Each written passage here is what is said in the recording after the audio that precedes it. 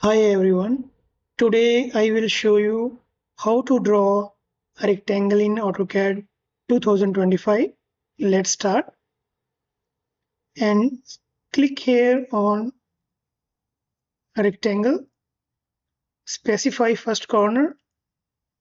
After that, type @ and now you have to give a length. I will give length a meter. Then again press tab and give the width. I will give the width 800. Then enter. So this a meter by 800 rectangle is created.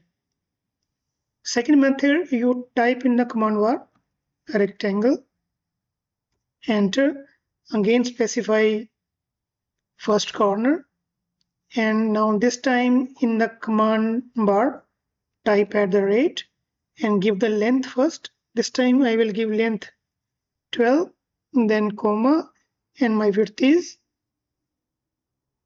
a meter, then enter. So this is the by command method. You can also create a rectangle with radius or chamfer. Again, click on a rectangle, and here you have to specify chamfer, fillet, or thickness. So I will click on chamfer, then enter, and we have to specify the chamfer distance. Then I will give distance 10, enter.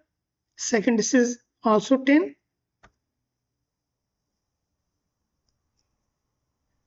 This is my first corner. Same way, we have to click on the command line @ so this time my length is 600, comma, width is 400, enter. Now you can see that the rectangle is created with the chamfer. Same way we can create the rectangle with radius also. Again, type here rectangle, and this time you have to choose fillet, type F, fillet, and fillet radius. I will give radius 25, enter. Now again it's asking specify the first corner. This time I will select here, and we have to type @ and this time my length is 800, then tab, my width is 400, enter.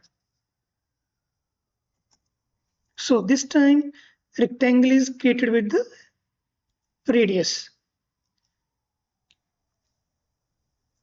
So in this way we can create a rectangle in AutoCAD.